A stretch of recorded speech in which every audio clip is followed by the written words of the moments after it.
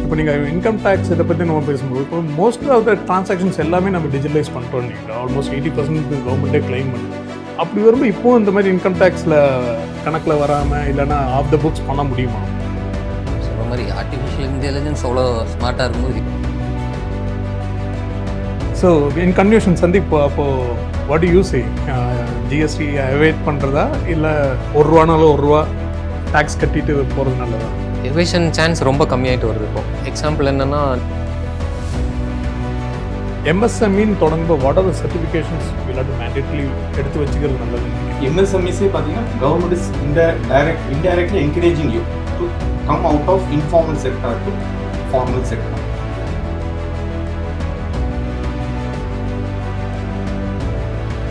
So Ajay, what do you got to say about this? எப்படி இருக்குன்னு நினைக்கிறீங்க இந்த industry?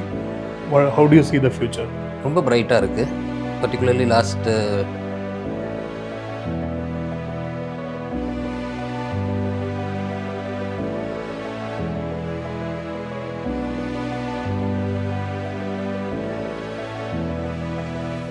Hi all, welcome to MMS Podcast. I am Satish. இந்த எபிசோடில் ஒரு இன்ட்ரெஸ்டிங்கான 3 டிஃப்ரெண்ட் டாபிக்ஸை பற்றி நம்ம பேச போகிறோம். So let's start. அஜய், இப்போது இவர் சொல்கிற ஃபினான்ஷியல் டிசிப்ளின் இதை பற்றி பேசிகிட்டு இருக்கோம். இப்போ நீங்கள் இன்கம் டேக்ஸ் இதை பற்றி நம்ம பேசும்போது இப்போ மோஸ்ட் ஆஃப் த டிரான்சாக்ஷன்ஸ் எல்லாமே நம்ம டிஜிட்டலைஸ் பண்ணுறோம்னு நினைக்கிறோம். ஆல்மோஸ்ட் 80% கவர்மெண்ட்டே கிளைம் பண்ணுது. அப்படி வரும்போது இப்போது இந்த மாதிரி இன்கம் டேக்ஸில் இவர் சொல்கிற மாதிரி கணக்கில் வராமல் இல்லைன்னா ஆஃப் த புக்ஸ் பண்ண முடியுமா? சொல்கிற மாதிரி ஆர்டிஃபிஷியல் இன்டெலிஜென்ஸ் அவ்வளோ ஸ்மார்ட்டாக இருக்கும்போது ஹியூமன் இன்டெலிஜென்ஸ் அதோட ஸ்மார்ட்டாக தான் இருக்கும். நம்ம ஆளுங்க அதுவும் பர்டிகுலர்லி எல்லாத்துலேயுமே லூப் ஹோல் கண்டுபிடிச்சி போக தான் செய்வாங்க. இன்றைக்கும் இருக்குது. பட் நான் யூஸ்வலாக என்ன அட்வைஸ் பண்ணுறேன் அப்படின்னா, அதை இப்போவே ஸ்டாப் பண்ணிடணும். ஏன்னா ரொம்ப நாள் ரன் பண்ண முடியாது. ஏன்னா நம்ம கவர்மெண்ட் ஃபோக்கஸ் வேறு லெவலில் இருக்குது. ஸோ நமக்கு அவங்க அலைன் பண்ணி போனால் தான் நம்மளும் பீஸ்ஃபுல்லாக வாழ முடியும். ஸோ நம்ம குறுக்கோளிலேயே போயிட்டே இருப்போம்னா எங்கேயாவது போய் விழுக தான் செய்வோம். So it's better to go with the கவர்மெண்ட்டும் அதை ஸ்ட்ரிக்டாக என்ஃபோர்ஸ் பண்ணுறாங்க. இன்றைக்கி ஏஐ வந்தாச்சு. ஸோ நீங்கள் என்ன டிரான்சாக்ஷன் பண்ணுறீங்க எல்லாமே மானிட்டர் ஆகிட்டு இருக்குது. அதெல்லாம் ஸ்ட்ரிஞ்சன் பண்ணிகிட்டே வர்றாங்க. ஸோ ரொம்ப நாள் டேக்ஸ் எவேஷன்ங்கிறது பாசிபிலிட்டி கிடையாது. ஸோ கௌரவ் சொன்ன மாதிரி பார்த்தீங்கன்னா கவர்மெண்ட் கொடுக்குற பெனிஃபிட்ஸ் நிறைய இருக்குது. நீங்கள் ஏன் அதை ஒபே பண்ணிவிட்டு கவர்மெண்ட்டோட லாவை அபைட் பண்ணி போய் அதை பெனிஃபிட் எடுத்து க்ரோ பண்ணலாமே? ஏன் நம்மளே நம்ம ரெஸ்ட்ரிக்ட் பண்ணிக்கணும்? நம்ம குறுக்கோளியில் போகும்போது நம்ம ஒளிஞ்சு மறைஞ்சு தான் போகிறோம். நம்மளே நம்ம ரெஸ்ட்ரிக்ட் பண்ணிக்கிறோம். பட் அதே நேர்வழியில் போகும்போது பார்த்தீங்கன்னா உனக்கு கவர்மெண்ட்டும் என்கரேஜ் பண்ணுது, உன்னோட க்ரோத்தும் சப்ஸ்டான்ஷியலாக இருக்குது. So it's not advisable like that file பண்ணாமல் இருக்கிறதோ இல்லை டேக்ஸ் எவேஷன் பண்ணுறதோ இதெல்லாமே அட்வைசபிள் கிடையாது. ஸோ இன் கன்க்ளூஷன் சந்தீப், அப்போது what you say, GST avoid பண்ணுறதா இல்லை ₹1 டேக்ஸ் கட்டிட்டு போகிறது நல்லதா? எவேஷன் சான்ஸ் ரொம்ப கம்மியாகிட்டு வருது. இப்போது எக்ஸாம்பிள் என்னென்னா, நீங்கள் பர்ச்சேஸ் பண்ணும்போது ஜிஎஸ்டிஆர் டியூபிலாம் இன்புட் கிரெடிட் வரும். இப்போ அதுக்கு நீங்கள் ப்ராஃபிட் வச்சு தான் சேல் பண்ண போகிறீங்க.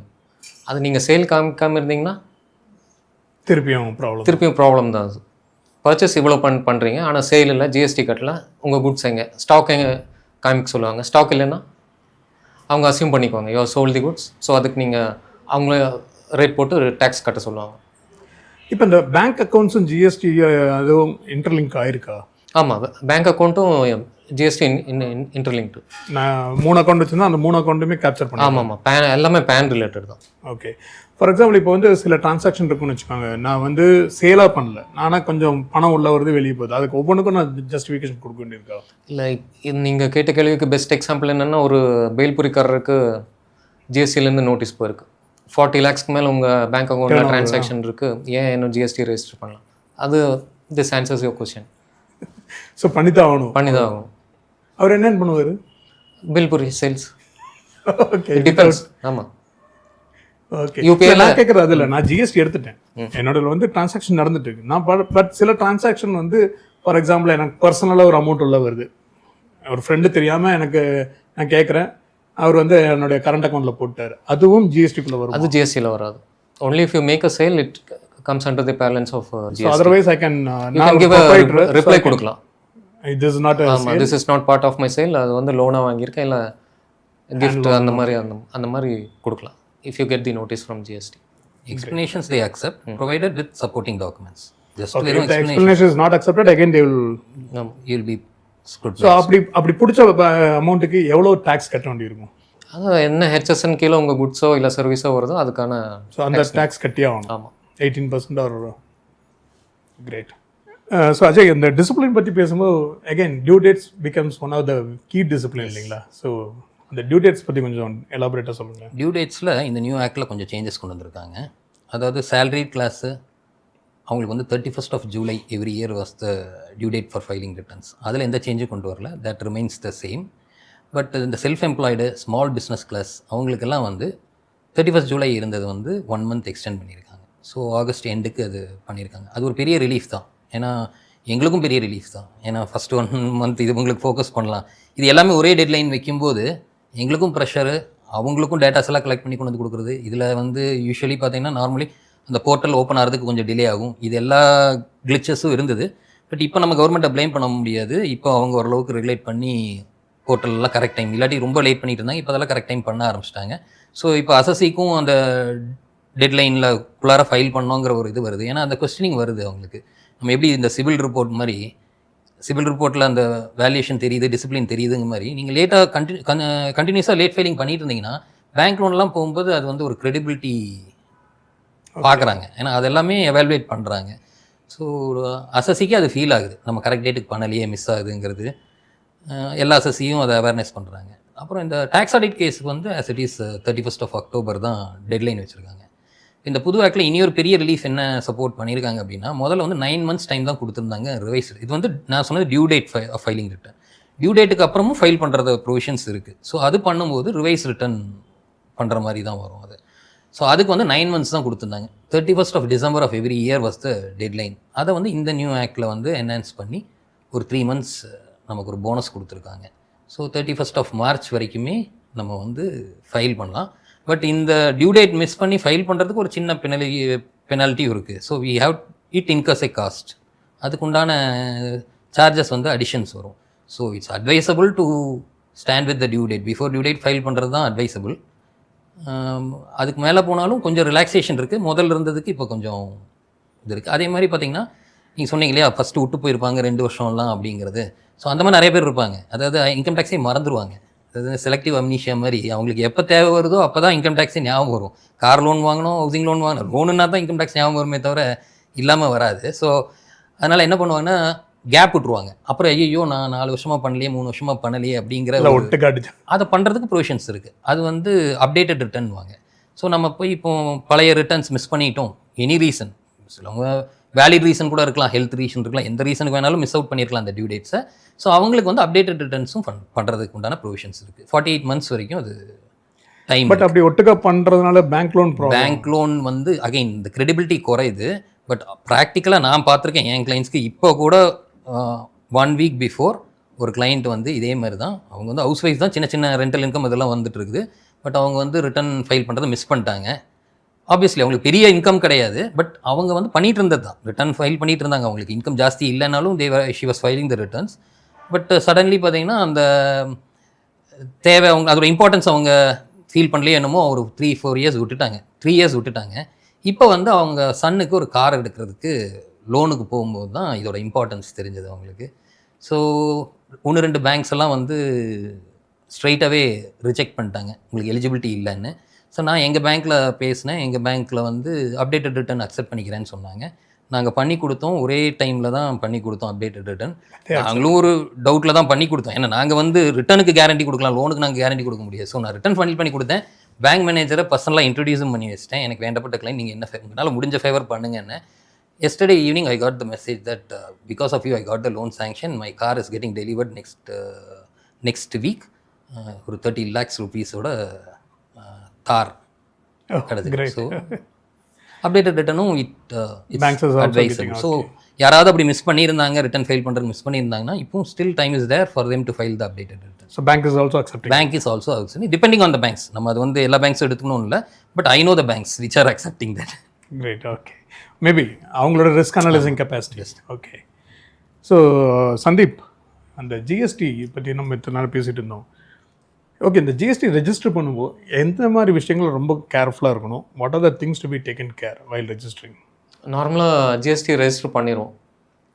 ரெஜிஸ்டர் பண்ணி அந்த ரெஜிஸ்ட்ரேஷன் நம்பர் கிடைச்சா தான் பேங்க்கில் அக்கௌண்ட் ஓப்பன் பண்ண முடியும். நம்ம என்ன மறந்துடுவோம்னா பேங்க்கில் அக்கௌண்ட் ஓப்பன் பண்ணிடுவோம். பட் 30 டேஸ்க்குள்ளே அந்த பேங்க் அக்கௌண்ட் ஜிஎஸ்டி போர்ட்டலில் நம்ம அப்டேட் பண்ணணும். அப்படி பண்ணலைன்னா 30 டேஸ் கழிச்சு அது சஸ்பெண்ட் ஆயிரும். இதை நிறைய பேர் விட்டுருவாங்க. அதுக்கப்புறம் ஓடி போய் மறுபடியும் அப்லோட் பண்ணி அது இது பண்ணுறதுக்கு அந்த டிஃபிகல்ட்டி எடுக்க வேண்டாம். பேங்க் அக்கௌண்ட் நம்பர் கிடைச்ச உடனே நீங்கள் அதில் போர்ட்டலில் அப்டேட் பண்ணி ஜிஎஸ்டி போர்ட்டலில் வைஸ் வர்சா பேங்க்லேயும் வந்து நம்ம ஜிஎஸ்டி அப்டேட் பண்ணிக்கணுமா?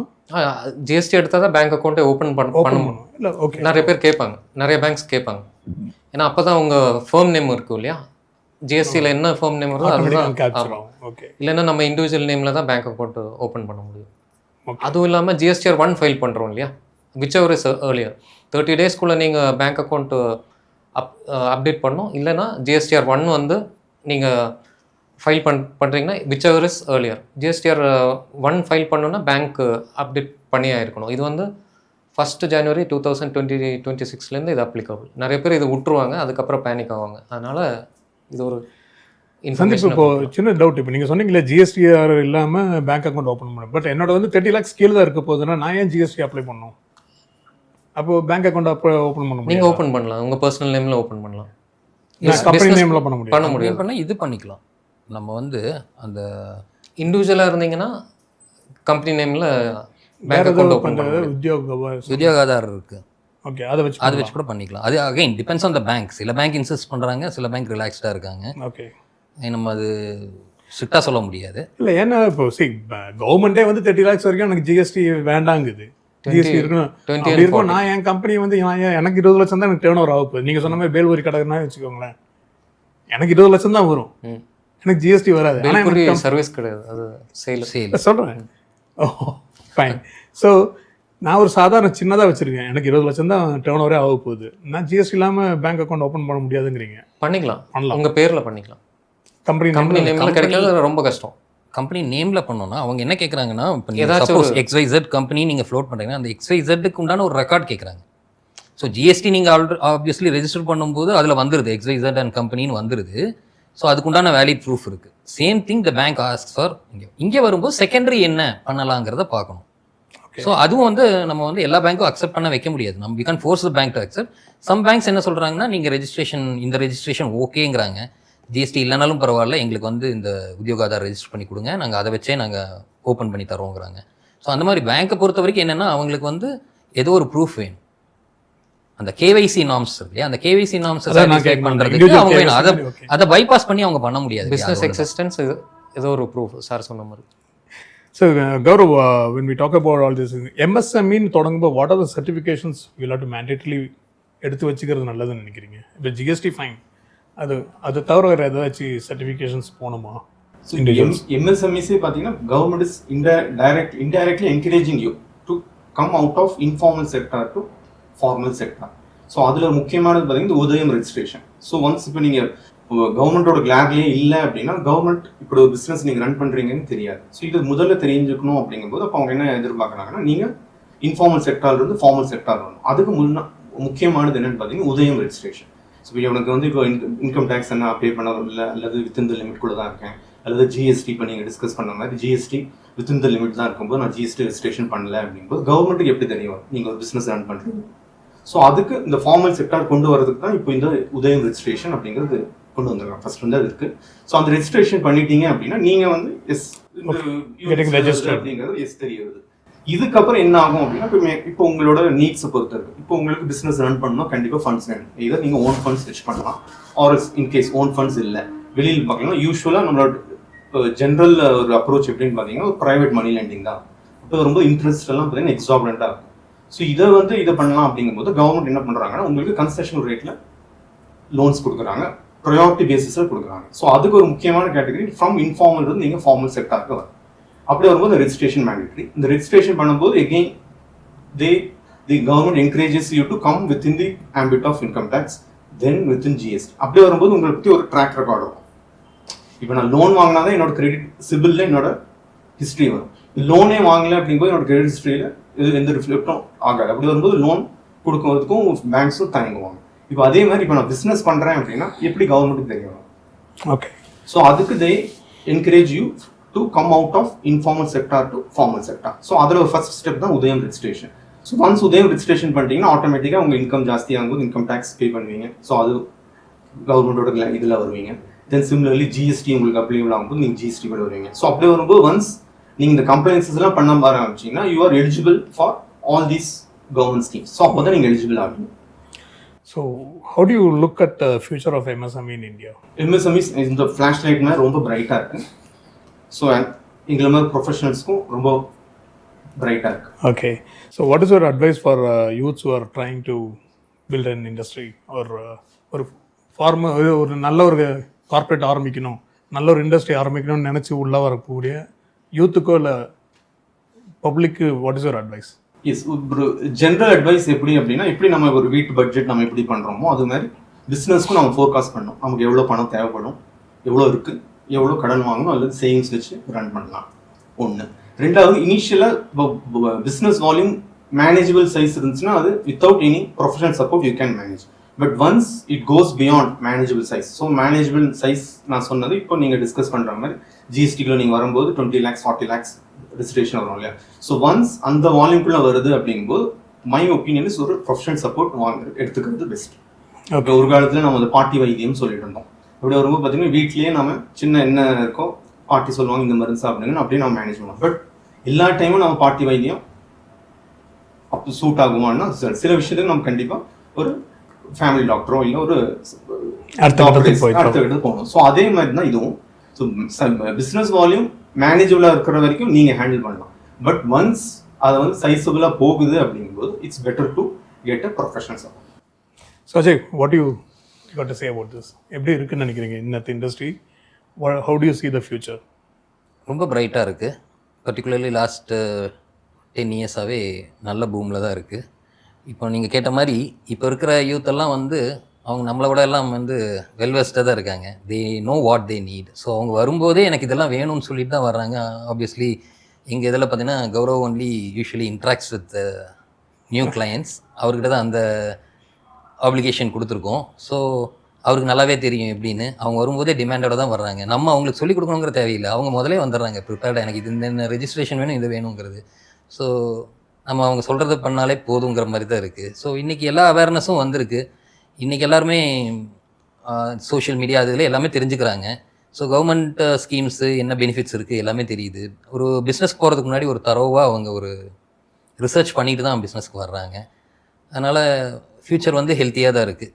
ப்ரொவைடட் நல்ல கவர்மெண்ட் எல்லா இடத்துலையும் ஃபார்ம் ஆச்சுன்னா நல்லாயிருக்கும். இந்த சென்ட்ரல் ஸ்டேட் கிளாஷ் இருந்தால் தான் நமக்கு என்ன ஆகும்னா இந்த கவர்மெண்ட் பெனிஃபிட்ஸ் வந்து ப்ராப்பராக ரீச் ஆகாது.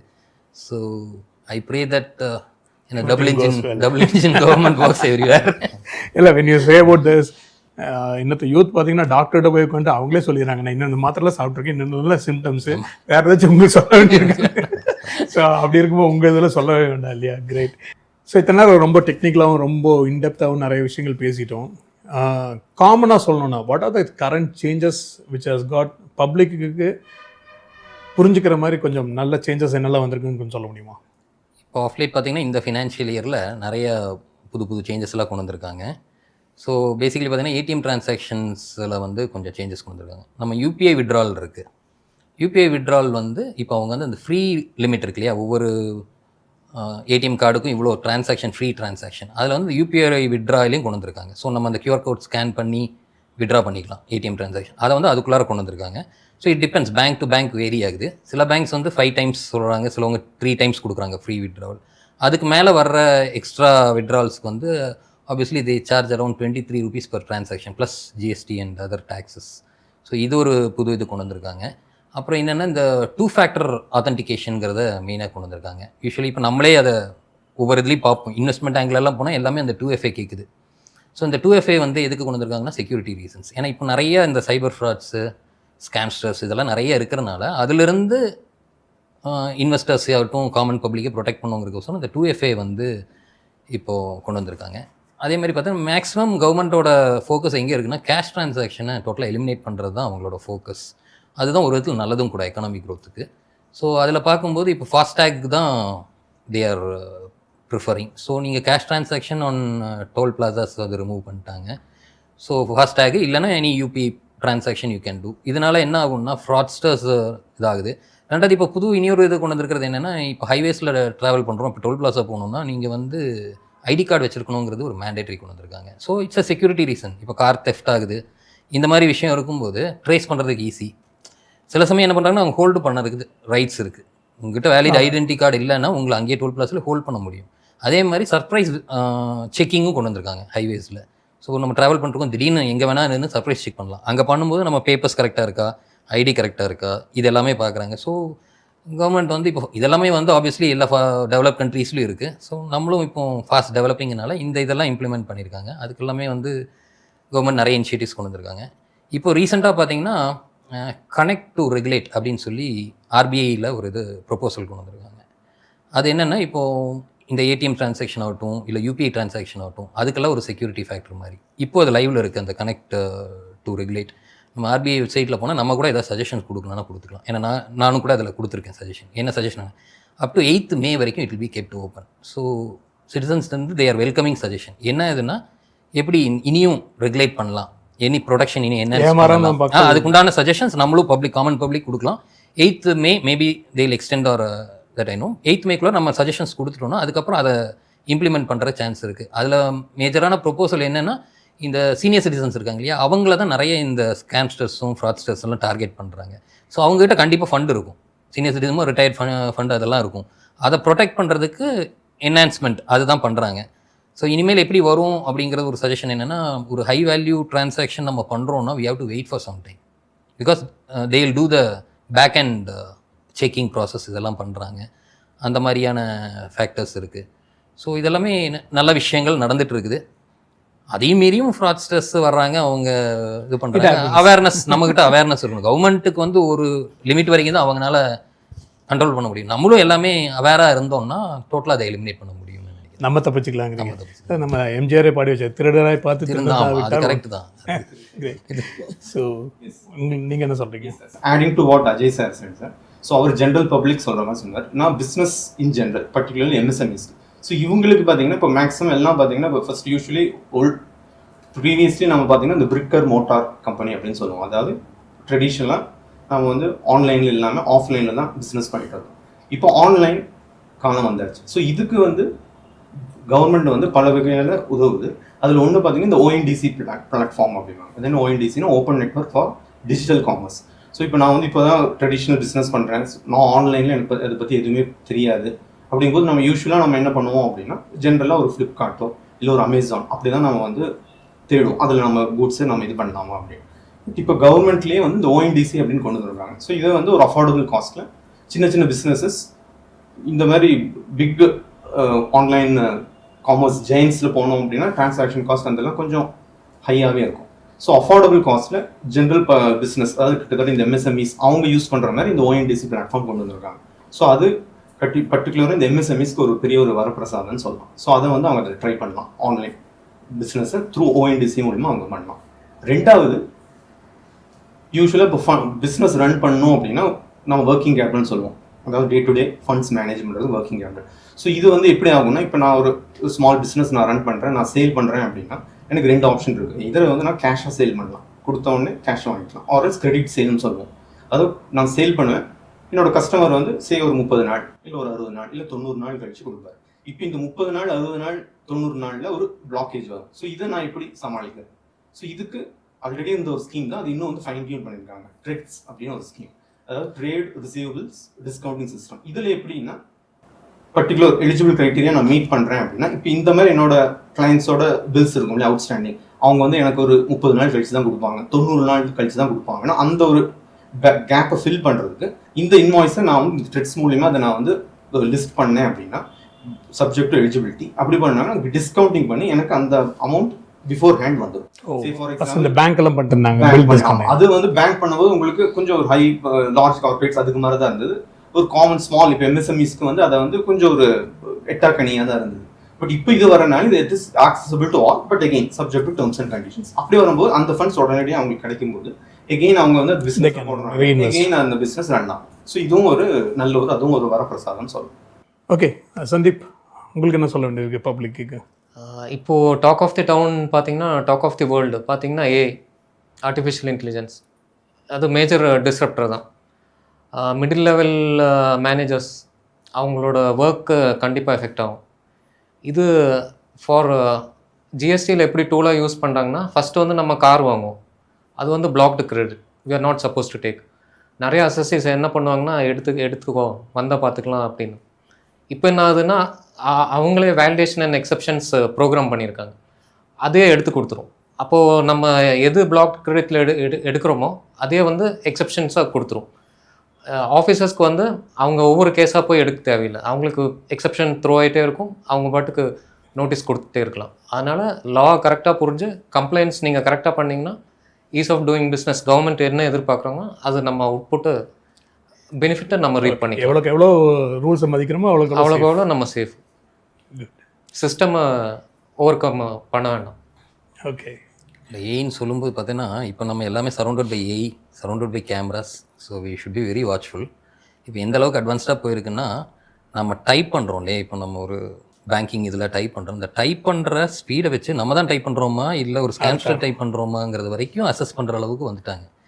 நம்மளோட ஒவ்வொரு ஆக்டிவிட்டியுமே ஏஐ வந்து ரொம்ப உன்னிப்பாக கவனிச்சிட்டு இருக்கு. ஸோ அது வந்து சொல்ல ரீசெண்டாக ஆர்பிஐ கூட நிறைய ரெகுலேஷன்ஸ் கொண்டு வர போகிறாங்கன்னு, அது எல்லாம் பைப்லைனில் இருக்குது, இனியும் கொண்டு வரல, பட் கூடி சீக்கிரம் வந்துடும். இது எல்லாமே ப்ரொபோசலில் இருக்குது. அப்போ பார்த்தீங்கன்னா இனிமேல் வந்து ஃபேஸ் ரெகக்னிஷன் கொண்டு வர்றாங்க, ஃபிங்கர் பிரிண்ட் ரெகக்னிஷன் கொண்டு வர்றாங்க, ஹை வேல்யூ டிரான்சாக்ஷன்னா அதுக்கு பல ஃபேக்டர்ஸ் கொண்டு வர்றாங்க. above 60 இருந்ததுன்னா நார்மல் ஓடிபியை அவங்க ரிமூவ் பண்ணிட்டு ஆப்பில் தான் ஓடிபி வரும் இனி. அப்புறம் இனி ஒரு மேஜர் இது என்னென்னா, இந்த ஸ்க்ரீன்ஷாட்ஸ் எடுக்கிறதெல்லாம் முடியாது. ஏன்னா இந்த ஸ்க்ரீன்ஷாட்ஸ் நம்ம பேங்கிங் ஆப்பில் ஸ்க்ரீன்ஷாட்டில் எடுக்கிறோம் இல்லையா, அதெல்லாம் வந்து ஸ்டாப் பண்ணிடுறாங்க. என்ன காரணம்னா, அதில் எடுக்கிறத வந்து இந்த ஸ்கேம்ஸ்டர்ஸ் வந்து எனி டெஸ்க்கை வச்சு அவங்க எடுத்து அவங்க ஓடிபி ஜென்ரேட் பண்ணி நார்மல் ஓடிபி போட்டு அது எல்லாமே அவங்களுக்கு ஈஸியாக இருக்குது. ஸோ இந்த மாதிரி அவங்களும் மூவ் பண்ணுறாங்க, அவங்க ஸ்மார்ட்டாக, இவங்களும் ஸ்மார்ட்டாக க்ரப் பண்ணிட்டு இருக்காங்க. ஸோ வியூவர்ஸ், ஒரு அருமையான session. This is not going to be the last session. இந்த session it's going to keep continuing. ஏன்னா இதில் நிறைய விஷயங்கள் இன்னும் பேச வேண்டியிருக்கு. நீங்கள் எம்எஸ்எம்இ எடுத்திங்கன்னா சரி, ஜிஎஸ்டி அந்த இன்கம் டேக்ஸ் வந்து நிறைய விஷயங்கள் இருக்குது. இனி அடுத்தடுத்த செஷன்ஸில் ஃபார் எக்ஸாம்பிள் எம்எஸ்எம்இ மீன் எடுத்துக்கிட்டு இன்றைக்கி நடக்கக்கூடிய ஒரு ஃப்ராட்ஸ்டரில் என்னென்னா, இவ்வளோ ரூபா கொடுங்க உங்களுக்கு இவ்வளோ கோடி வந்து இவ்வளோ பெர்சன்டேஜில் லோனாக தரும்னு சொல்லி ஏமாத்துற கூட்டங்கள் நிறையா இருக்குது. நெக்ஸ்ட் செஷனில் இதே டீமை வச்சு நம்ம இந்த ஃப்ராட்ஸ் என்னெல்லாம் மாதிரி நடக்குது, அதை எப்படியெல்லாம் கண்ட்ரோல் பண்ணலாம், இந்த மாதிரி இன்றைக்கி வந்து ஃபுல்லாகவே நம்ம வந்து பைல் ஆஃப் போனோம். அடுத்தது வந்து அந்த ஃப்ராடை பற்றியும், அந்த ஃப்ராட்லேருந்து நம்ம கம்பெனிஸையும் நம்ம இண்டிவிஜுவல்ஸும் நம்மளும் எப்படி சேஃபாக இருக்கலாங்கிறத பற்றியும் நம்ம பேச போகிறோம். So thank you. We will again meet. This is not going to be the end. So திருப்பி இன்னொரு செஷன்ஸ் நம்ம இதே மாதிரி மீட் பண்ண போகிறோம். Thank you all. Thank you sir.